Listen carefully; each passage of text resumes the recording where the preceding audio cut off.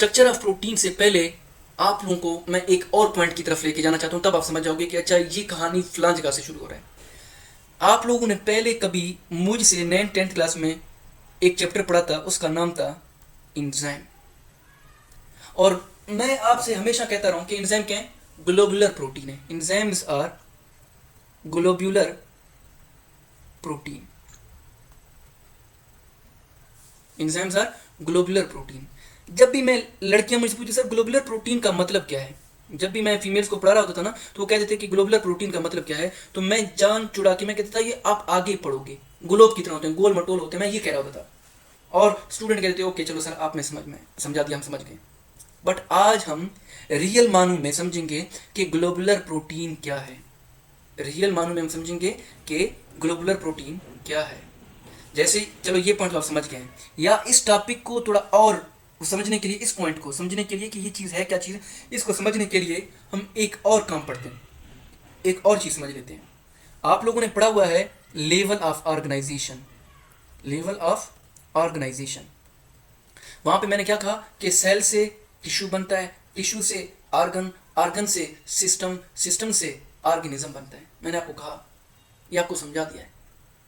बेटा एक बात याद रखना, जो प्रोटीन बन रहे होते हैं, जो प्रोटीन बन रहे होते हैं वो भी ऐसे ही बनते हैं जैसे कि लेवल ऑफ ऑर्गेनाइजेशन का किस्सा होता है।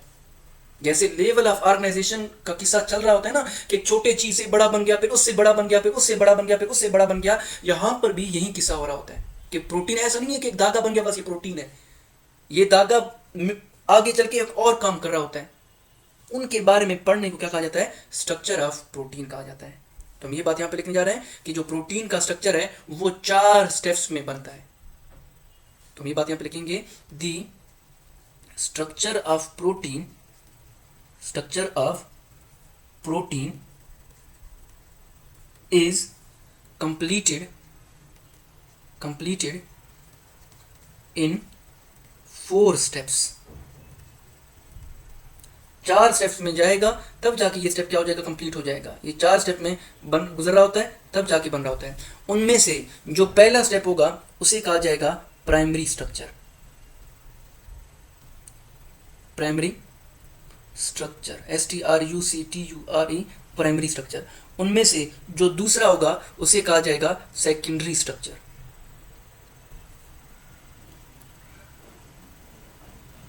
उनमें से जो तीसरा होगा उसे कहा जाएगा टर्शरी स्ट्रक्चर। उनमें से जो चौथा होगा उसे कहा जाएगा quaternary structure.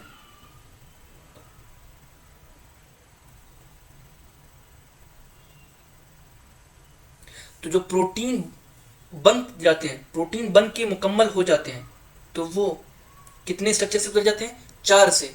Primary structure, secondary, tertiary, quaternary.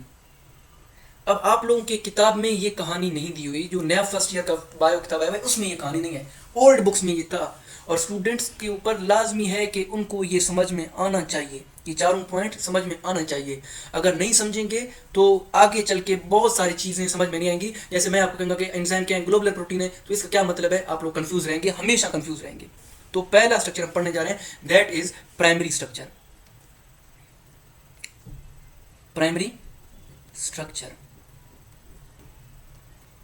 अच्छा, एक पॉइंट बताता हूं तब आपको समझने आना चाहिए।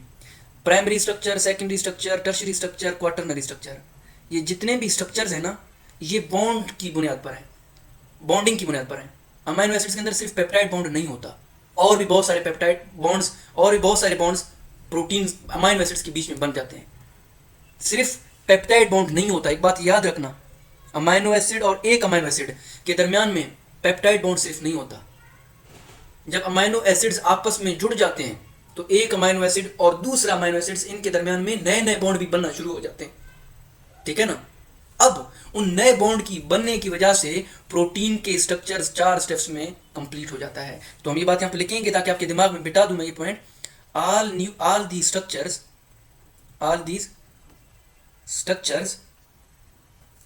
Are based upon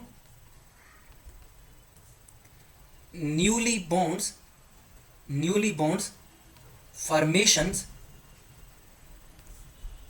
between amino acid other than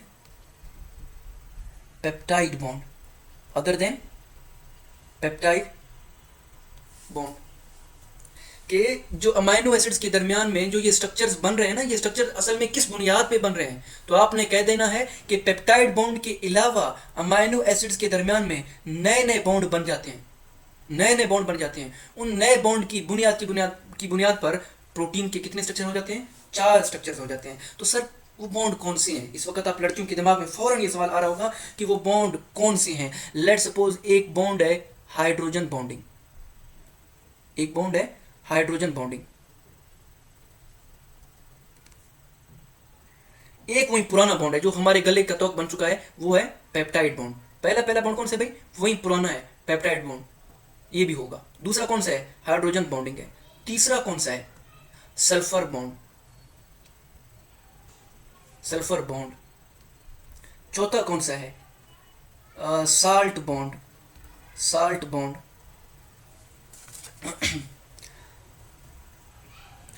पांचवा कौन सा है? Hydrophobic bond, hydrophobic bond.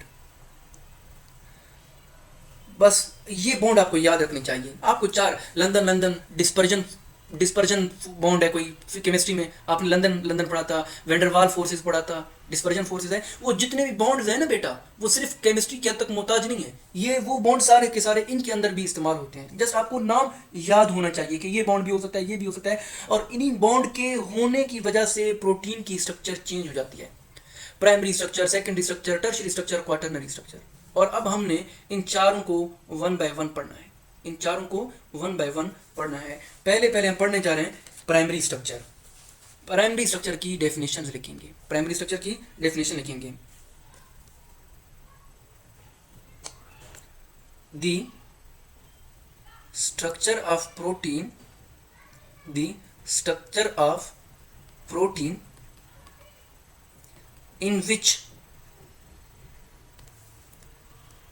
the sequence of amino acid is held together by peptide bond only, peptide bond only. It is called primary structure, it is called as primary structure।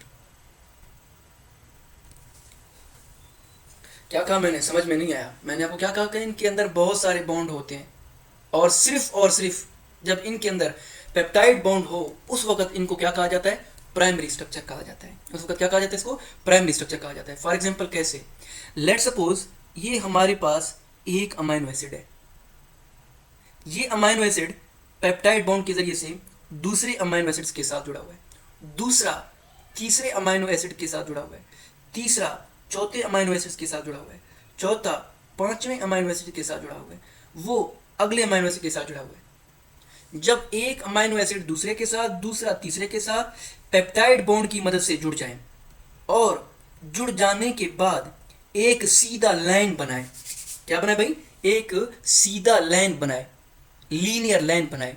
इस सीधे line के बनाने के अमल को क्या कहा जाता है? प्राइमरी स्ट्रक्चर कहा जाता है। तो हम ये बात यहां पर लिखेंगे, in this structure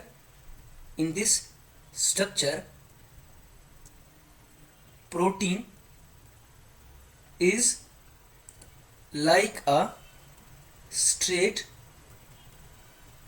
and linear line. इस स्ट्रक्चर के अंदर जो प्रोटीन है वो बिल्कुल सीधा होता है, एक लाइन की तरह, लाइक दिस। जो काले रंग का लाइन है, समझो कि इसमें ये एक अमाइनो एसिड है, ये दूसरा अमाइनो एसिड है, ये तीसरा अमाइनो एसिड, ये चौथा। तो ये क्या बन गया? एक सीधा एक लाइन की तरह बन गया। इसको क्या कहा जाता है? प्राइमरी स्ट्रक्चर कहा जाता है।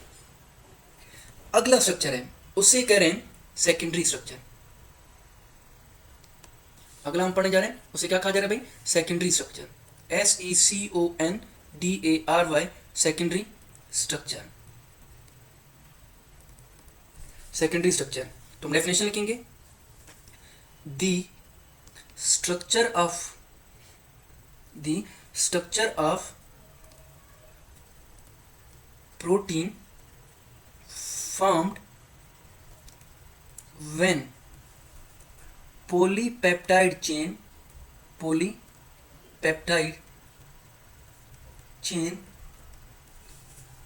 is linked by peptide bond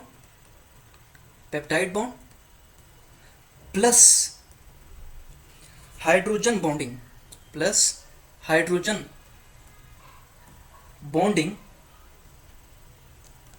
as well is called secondary structure.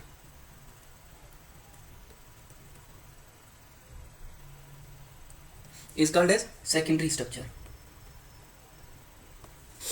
चलो थोड़ा हाइड्रोजन बॉन्डिंग की मैं आपको नॉलेज दे दूं. हाइड्रोजन बॉन्डिंग वो बॉन्डिंग जो हाइड्रोजन एटम किसी एक मॉलिक्यूल का दूसरे मॉलिक्यूल के ऑक्सीजन के साथ या नाइट्रोजन के साथ या फ्लोरीन के साथ बनाए. अच्छा, ये डॉट से शो होता है बेटा, याद रखना. हाइड्रोजन बॉन्डिंग आपने हमेशा डॉट से, सीधे लाइन से शो नहीं करना. पेप्टाइड बॉन्ड लाइन होता है, मैंने ऊपर डॉट लगाए थे, गलत कर रहा था. Peptide bond is always a line because that is a covalent bond. It is a dotted line because it is hydrogen bonding is always dot से शो की जाती है. नजीब साहब ने मुझे बताया था कि ये केमिस्ट्री में ये ऐसे हो रहा होता है. लेकिन आ जाते हैं अपने स्ट्रक्चर की तरफ. अब सेकेंडरी स्ट्रक्चर में पेप्टाइड बॉन्ड तो होता ही होता है, लेकिन उसके साथ कौन सा बॉन्ड भी हो जाता है? हाइड्रोजन बॉन्डिंग भी आ जाता है. उसको क्या कहा जाता है? पेप्टाइड सेकेंडरी स्ट्रक्चर कहा जाता है. फॉर एग्जांपल कैसे? लेट्स सपोज ये हमारे पास एक अमाइनो एसिड है. ये अमाइनो एसिड दूसरे अमाइनो एसिड्स के साथ जुड़ा हुआ है, दूसरा तीसरे अमाइनो एसिड के साथ जुड़ा हुआ है, और वो चौथे अमाइनो एसिड्स के साथ जुड़ा हुआ है, चौथा पांचवें अमाइनो एसिड्स के साथ जुड़ा हुआ है, ये अगले अमाइनो एसिड के साथ जुड़ा हुआ है. यूं एक अमाइनो एसिड दूसरे अमाइनो एसिड के साथ जुड़ा हुआ है और ये अमल यूं आगे चलता जा रहा है. तो यहाँ पर क्या है? ये अलग अमाइनो एसिड है, ये अलग अमाइनो एसिड है, ये अलग एक अमाइनो एसिड है, ये वाला अलग एक अमाइनो एसिड है. इसी अंदाज में हर एक अमाइनो एसिड दूसरे अमाइनो एसिड से क्या है भाई? डिफरेंट है. ये अलग है और ये अलग है. तो मुख्तलिफ अमाइनो एसिड्स जो कुछ देर पहले ऐसे सीधा जा रहे थे, जो अभी से प्राइमरी स्ट्रक्चर के अंदर ऐसे सीधा जा रहे हैं. ये अमाइनो एसिड है, ये वो अमाइनो एसिड है, ये वाला अमाइनो एसिड है, ये वाला अमाइनो एसिड है. इसी अंदाज में आप देख रहे हैं ऊपर जो है ना प्राइमरी स्ट्रक्चर्स के अंदर अमाइनो एसिड्स ऐसे सीधा जा रहे हैं, लेकिन दूसरे स्ट्रक्चर के अंदर अमाइनो एसिड ऐसे ट्विस्ट हो रहे हैं, ऐसे बैंड हो रहे हैं. सवाल बनता है कि ये बैंड कैसे हो रहे हैं? सवाल ये बनता है कि ये बैंड कैसे हो रहे हैं? ये बैंडिंग कैसे पैदा हो रही है? ये बैंडिंग एक नए बॉन्ड के जरिए से हो रही होती है. उस नए बॉन्ड को क्या कहा जाता है? हाइड्रोजन बॉन्डिंग कहा जाता है. उसे क्या कहा जा रहा है भाई? हाइड्रोजन बॉन्डिंग कहा जा रहा है. अब सवाल ये बनता है हाइड्रोजन बॉन्डिंग होता कैसे है? आप लोगों ने ऊपर पढ़ा है कि अमाइनो एसिड्स के अंदर जो कार्बन है वो कार्बन कार्बो ऑक्सिलिक के साथ अटैच होता है. वो कार्बन अल्फा कार्बन कार्बो ऑक्सिलिक ग्रुप के साथ अटैच होता है. पढ़ा है आप लोगों ने? जी सर, अभी आपने ऊपर बता दिया. आपने यूं भी पढ़ा हुआ है कि वो अल्फा कार्बन अमाइन ग्रुप के साथ भी जुड़ा होता है. अमाइन ग्रुप के साथ भी जुड़ा होता है. इस वक्त जो ये नीले रंग का अमाइनो एसिड आपको देख रहे हैं, इसके कार्बो ऑक्सिलिक एसिड के साथ जो ये डबल बॉन्ड ओ है, ऑक्सीजन है, वो ऊपर लगा हुआ है. वो ऊपर लगा हुआ है. वो क्या लगा बेटा? यहां पर ऊपर लगा हुआ है. अलबत्ता जो इससे नीचे वाला अमाइनो एसिड है उसमें अमाइन ग्रुप का हाइड्रोजन लगा हुआ है. मैं पूरा स्ट्रक्चर तो यहाँ पे नहीं डाल सकता, जस्ट आपको एक आइडिया दे रहा हूं कि ऊपर वाले का कौन सा है? अमाइन ग्रुप का ऑक्सीजन है, और नीचे वाले का अमाइनो एसिड्स का कौन सा है भाई? अल्फा कार्बोक्सिलिक ग्रुप का ऑक्सीजन है, और नीचे वाले के अमाइनो ग्रुप का कौन सा है? हाइड्रोजन है.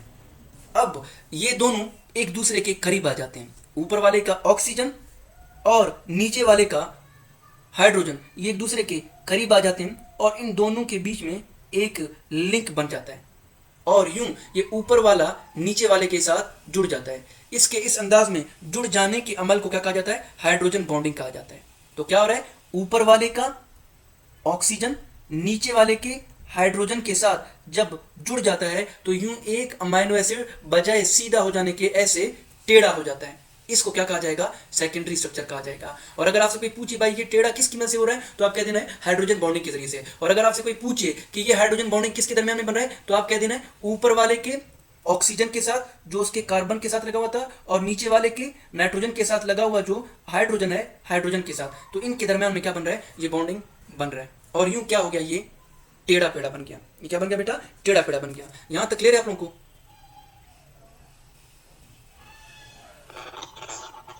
यार आपका माइक बहुत खराब है, जो भी बोल रहा है आपका माइक बहुत खराब है। कौन था ये? आगे हम पढ़ने जा रहे हैं। प्राइमरी स्ट्रक्चर क्लियर है, सेकेंडरी क्लियर है भाई? जिंदाबाद जिंदाबाद जिंदाबाद। अब हम पढ़ने जा रहे हैं, अगला स्ट्रक्चर है tertiary structure, TERTIARY, tertiary structure. Tertiary structure, इसको एक और नाम भी दिया जाता है 3D स्ट्रक्चर। अभी आप लोगों ने सीख लिया होगा कि 3D कैमरे आ रहे हैं, ऐसा आप लोग सुना होगा। या आपने इसको एक और नाम भी दिया जाता है, वो नाम क्या है, globular structure. Globular structure, tertiary structure, इसको एक और नाम भी दिया जाता है ग्लोबुलर स्ट्रक्चर। और ये वही लफ्ज है जो हमने ऊपर एक जगह पे मेंशन किया हुआ है कि जब हम एंजाइम के बारे में पढ़ते हैं तो हम क्या कहते हैं, enzymes are globular protein. Enzymes are globular protein, यानी कि जब हमारा सेल एंजाइम बना रहा होता है तो वो पहले एंजाइम्स को प्राइमरी स्ट्रक्चर से गुजार देता है, फिर उनको सेकेंडरी स्ट्रक्चर से गुजार देता है, और तब भी सेल को आराम नहीं आ जाता, फिर उन्हीं एंजाइम को किस में से गुजार देता है, ग्लोबुलर स्ट्रक्चर के लेवल से गुजार देता है, फिर जाके वो हमारे लिए क्या बनाता है, एंजाइम बनाता है। क्या बनाता है भाई, एंजाइम बनाता है। तो हम ये बात यहाँ पे लिखेंगे। अब 3D स्ट्रक्चर बनता कैसे है, अब 3D स्ट्रक्चर कैसे बनता है, याद रखना बेटा ये पॉइंट। 3D स्ट्रक्चर हमेशा अल्फा कार्बन पे लगे हुए आर की मदद से बनता है। पॉइंट पे नोट करना, सेकेंडरी स्ट्रक्चर अमाइन ग्रुप और कार्बो ऑक्सिलिक ग्रुप की मदद से बन रहा था, लेकिन टर्शियरी स्ट्रक्चर किसकी मदद से बनेगा, आर ग्रुप की मदद से बनेगा। किसकी मदद से भाई, आर ग्रुप की मदद से। तेरी खैर हो गई, आर ग्रुप की मदद से बनेगा। याद रखना भाई, याद रखना। जरा देखो भाई आर ग्रुप की मदद से कैसे बनेगा, तो मैं ऑलरेडी आपको ऊपर एक जगह पे बता चुका हूं कि अगर एक अमाइनो एसिड दूसरे से डिफर करता है तो वो इन प्रॉपर्टी की बुनियाद पर डिफरेंट करता है, और ये प्रॉपर्टी कहां से आ जाते हैं, आर ग्रुप से आ जाते हैं। तो आर ग्रुप क्या करता है, ये प्रॉपर्टी दे देता है, और इन प्रॉपर्टी के आ जाने की वजह से एंजाइम का नया स्ट्रक्चर बन जाता है। उस नए स्ट्रक्चर को क्या कहा जाएगा, टर्शियरी स्ट्रक्चर कहा जाता है। देखते हैं कैसे।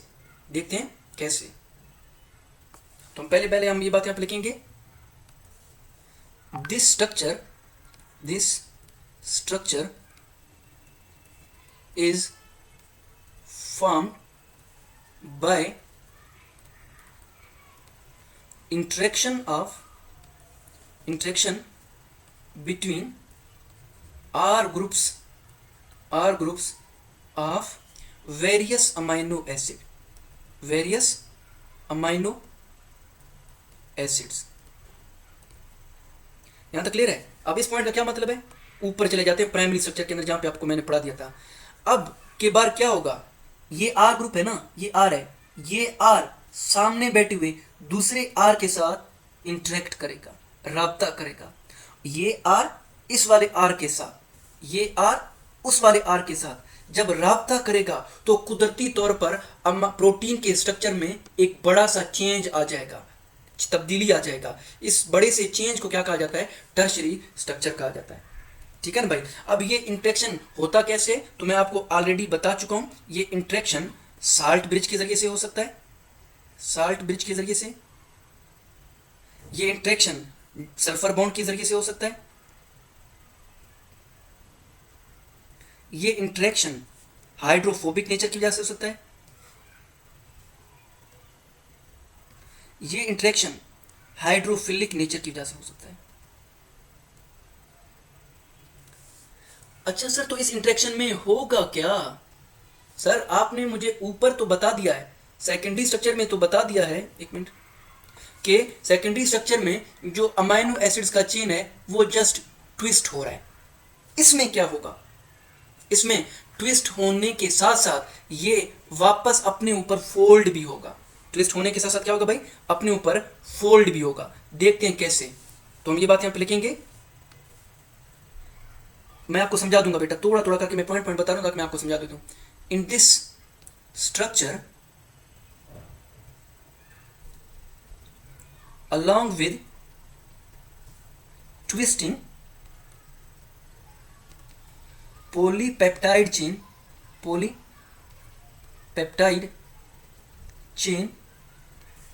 fold on itself। अब देखते हैं मैंने क्या लिखा हुआ है, जरा देखिएगा भाई।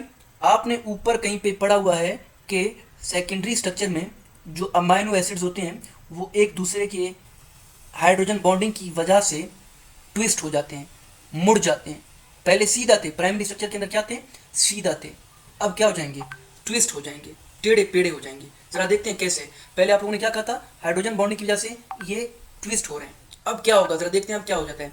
अब ये एक दूसरे के ऊपर फोल्ड हो जाएंगे, अब ये एक दूसरे के ऊपर फोल्ड हो जाएंगे यूं, यानी कि पहले ये यूं आ रहा है, अब ये एक दूसरे के ऊपर फोल्ड हो जाएंगे, एक दूसरे के ऊपर ऐसे लिपट जाएंगे।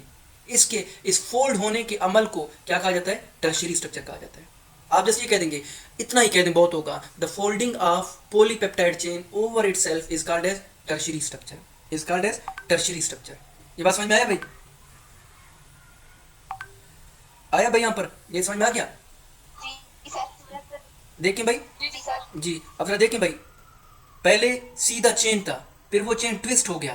अब ट्विस्ट होने के बाद अपने ऊपर लिपट रहा है, अपने ऊपर फोल्ड हो रहा है, दूर नहीं जा रहा, ऐसे लंबा नहीं हो रहा भाई, ऐसे लंबा लंबा होते हुए नहीं जा रहा।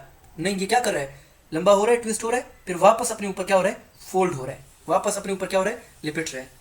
इसको क्या कहा जाता है, टर्शियरी स्ट्रक्चर कहा जाता है। फिर अगला हम पढ़ने जा रहे हैं क्वाटरनरी स्ट्रक्चर। आखिरी पॉइंट है quaternary structure, QUATERNARY, quaternary structure, quaternary structure. अब फोकस कर लेते हैं बेटा, क्वाटरनरी स्ट्रक्चर। डेफिनेशन लिखे हैं, structure of protein, structure of protein in which aggregation of two or more polypeptide chain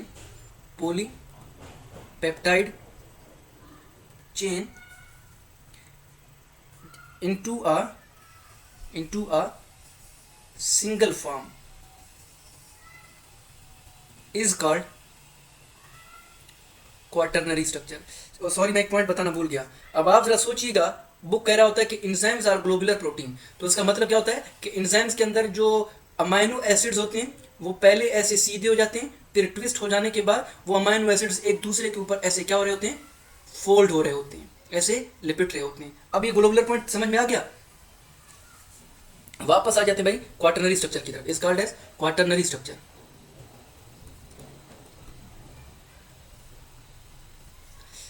एक बात याद रखना, जो क्वाटरनरी स्ट्रक्चर होगा वो हमेशा दो या दो से ज्यादा टर्शियरी स्ट्रक्चर के दरमियान में बनेगा। जो क्वाटरनरी स्ट्रक्चर होगा वो हमेशा दो या दो से ज्यादा टर्शियरी स्ट्रक्चर के दरमियान में बनेगा। लेट सपोज बेटा, ये एक टर्शियरी स्ट्रक्चर है, ये एक दूसरा टर्शियरी स्ट्रक्चर है। टर्शियरी स्ट्रक्चर की क्या पहचान है कि उसमें अमाइनो एसिड्स एक दूसरे के ऊपर जुड़े हुए होते हैं, फोल्ड हो रहे होते हैं। अब क्वाटरनरी स्ट्रक्चर में क्या होगा कि जब दो टर्शियरी स्ट्रक्चर एक दूसरे के करीब आ जाएंगे तो इन दोनों के दरमियान में कोई बॉन्ड बनेगा।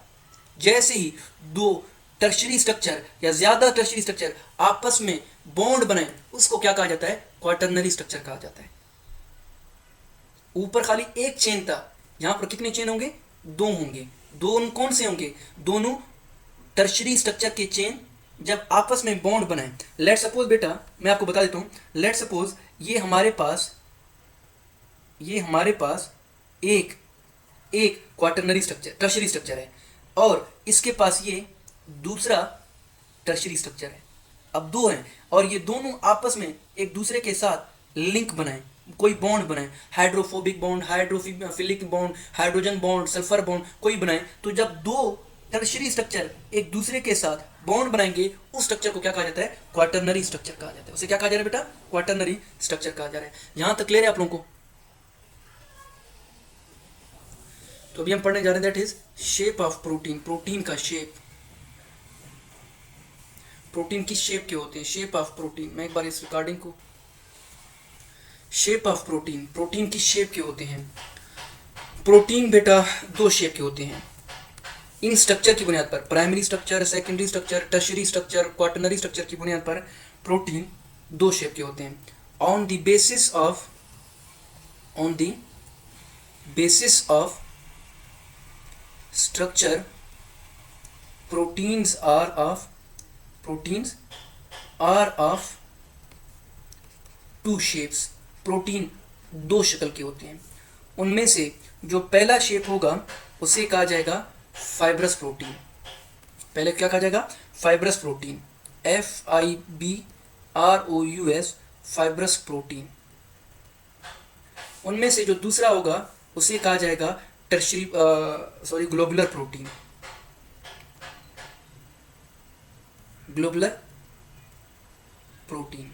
प्रोटीन के दो शेप्स होते हैं, एक होता है फाइब्रस प्रोटीन और एक होता है ग्लोबुलर प्रोटीन। अब फाइब्रस प्रोटीन वो होते हैं जिनके अंदर सिर्फ प्राइमरी स्ट्रक्चर हो और सेकेंडरी स्ट्रक्चर हो। प्रोटीन के वो शेप्स जिनके अंदर प्राइमरी स्ट्रक्चर हो और टर्शरी स्ट्रक्चर हो। तो ये बात यहां पे लिखेंगे, the shape of protein found by primary structure and secondary structure is called as fibrous protein. तो इसका मतलब फाइब्रस प्रोटीन के अंदर टर्शरी और क्वाटरनरी स्ट्रक्चर होता है। इंट्री टेस्ट में आ जाए कि fibrous protein has not which structure, तो आपको लिखना होगा कि इसके अंदर टर्शरी और क्वाटरनरी स्ट्रक्चर नहीं होगा। हम बल्कि पॉइंट लिखते हैं, नो टर्शरी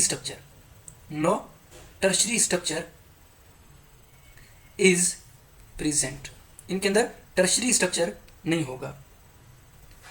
अब इनका फिर शेप कैसा होता है? इनका शेप या तो ऐसे सीधा होता है या ऐसे सीधा होता है बेटा, या इनमें वेव्स की तरह ट्विस्ट आ जाते हैं, ऐसे फाइबर्स की तरह होते हैं। और ये शेप किन प्रोटीन के अंदर पाया जाता है? बहुत कम प्रोटीन ऐसे हैं जिनके अंदर ये पाया जाता है, जैसा कि केराटिन हो गया जो हमारे बालों के अंदर होता है, उनमें फाइबर्स होते हैं, उनमें इस तरह के होते हैं। तभी तो हमारे बाल अक्सर सीधे हैं, नहीं तो हमारे बाल ऐसे अजीब तरह के बन जाते हैं। अब ये मत सोचना कि सर जिनके बाल घुंघराले हैं उनके तो बाल घुंघराले पे क्यों हैं, उनके अंदर क्या कॉर्डिनेशन नहीं होते हैं? नहीं, आप उनको आप स्ट्रेटनर के जरिए से सीधा कर सकते हो, बराबर कर सकते हो, फौरन आपके दिमाग में मुझे पता है आ जाता है। इस अंदाज में आप लोगों ने पढ़ा था filament, actin filament, myosin filaments, ये भी तो प्रोटीन ही थे ना। लेकिन इनके अंदर जो प्रोटीन का स्ट्रक्चर होगा वो कैसा होगा? उसमें प्राइमरी और सेकेंडरी स्ट्रक्चर होगा, और इस स्ट्रक्चर को क्या कहा जाता है? फाइब्रस स्ट्रक्चर कहा जाता है। उसके बाद अगला है ग्लोबुलर स्ट्रक्चर। अब जाहिर है वो स्ट्रक्चर, वो शेप जिसमें टर्शरी और क्वाटरनरी स्ट्रक्चर पाए जाते हैं। The shape of protein formed by tertiary and quaternary structure। और ये स्ट्रक्चर किन में होता है? आप लोगों को पता है कि एंजाइम्स के अंदर होता है, क्योंकि एंजाइम्स क्या होते हैं? ग्लोबुलर प्रोटीन होते हैं। आपको पता है हीमोग्लोबिन के अंदर ये वाला स्ट्रक्चर होता है, क्योंकि आप लोग जब हीमोग्लोबिन का रिंग बना रहे होते हो तो आप कहते हैं हीमोग्लोबिन के अंदर प्रोटीन के कितने चेन होते हैं? तो आप कहते हैं 4 चेन होते हैं। तो वो चारों कौन से चेन होते हैं? टर्शरी चेन होते हैं, क्योंकि 2 चेन जब करीब आ जाते हैं तो वो टर्शरी स्ट्रक्चर बना रहे होते हैं। और बीच में फिर क्या होता है? आयरन होता है। हीमोग्लोबिन का डायग्राम आप कैसे बनाते हो? आप ये कहते हैं कि हीमोग्लोबिन के अंदर प्रोटीन के 4 चेन होते हैं, और इन चारों चेन को आपस में क्या जोड़ के रख रहा है? आयरन जोड़ के रख रहा है। तो ये हीमोग्लोबिन का डायग्राम तो यही तो है। अब यहाँ तक तो क्लियर होगा। अगला और आखिरी टॉपिक हम पढ़ने जा रहे हैं आज के दिन का, फिर उसके बाद जाके आप तनावुल फरमाइएगा, खाना खा लीजिएगा। Function of protein. Function of protein, पहला फंक्शन। ऊपर वाला नहीं लिखा था। जी जी, ऊपर वाला नहीं लिखा था। ये लो, लिख लो, फंक्शन ऑफ प्रोटीन, आखिरी टॉपिक है प्रोटीन से related. Function of protein, protein हमारे बॉडी के अंदर क्या काम करते हैं बेटा? पहले प्रोटीन हमारी बॉडी के अंदर सोर्स ऑफ एनर्जी है। जब हम प्रोटीन खाएंगे तो हमारी बॉडी को ताकत मिल जाता है। जैसे कार्बोहाइड्रेट हमें एनर्जी प्रोवाइड कर लेते हैं, जैसे कि लिपिड हमें एनर्जी प्रोवाइड करते हैं। इस अंदाज में जब आप लोग 1 ग्राम प्रोटीन के खाएंगे तो तकरीबन आपको 4.4 किलो कैलोरीज ऑफ एनर्जी मिलेगा। तो प्रोटीन का 1 ग्राम आपको 4.4 किलो कैलोरीज एनर्जी दे रहा है। इस वजह से हम क्या करें, this is source of energy. फिर उसके बाद ये प्रोटीन हमारी बॉडी के अंदर खास स्ट्रक्चर्स को बनाता है, स्ट्रक्चरल एंड बिल्डिंग मटेरियल है हमारे बॉडी के अंदर, बिल्डिंग मटेरियल है। क्या मतलब है इस पॉइंट का? आप लोग देखिएगा कि जो हमारे बॉडी के अंदर सेल मेम्ब्रेन है, सेल मेम्ब्रेन के अंदर प्रोटीन होता है। तो सेल मेम्ब्रेन को क्या बना रहा है? प्रोटीन बना रहा है। इस अंदाज में जो हमारे हेयर्स हैं, जो हमारे नाखून हैं, उनको क्या चीज़ बनाता है? प्रोटीन बना रहा है। तो हमारे बॉडी के अंदर सेल से लेके बाल और नाखून तक वो तमाम के तमाम किस चीज़ से बन रहे होते हैं? प्रोटीन से बन रहे होते हैं। तीसरा, आप लोगों ने अभी कहीं पे पढ़ा हुआ है कि प्रोटीन के अंदर एक्टिन और मायोसिन होता है, और एक्टिन और मायोसिन हमारे बॉडी के अंदर मसल मूवमेंट या कंट्रैक्शन को कंट्रोल करते हैं। तो मसल कंट्रैक्शन भी किसकी वजह से होता है? प्रोटीन की वजह से होता है, मसल कंट्रैक्शन। अगला फंक्शन, प्रोटीन ट्रांसपोर्ट का भी काम करते हैं, ट्रांसपोर्ट फंक्शन, ट्रांसपोर्ट फंक्शन। जैसा कि आप लोगों ने अभी ऊपर कहीं पे पढ़ा है कि जो हीमोग्लोबिन होता है वो आपको पता है ऑक्सीजन को उठाता है और ऑक्सीजन को लंग से उठा के दूर बॉडी तक लेके जाता है, तो ट्रांसपोर्ट कर रहा है हीमोग्लोबिन।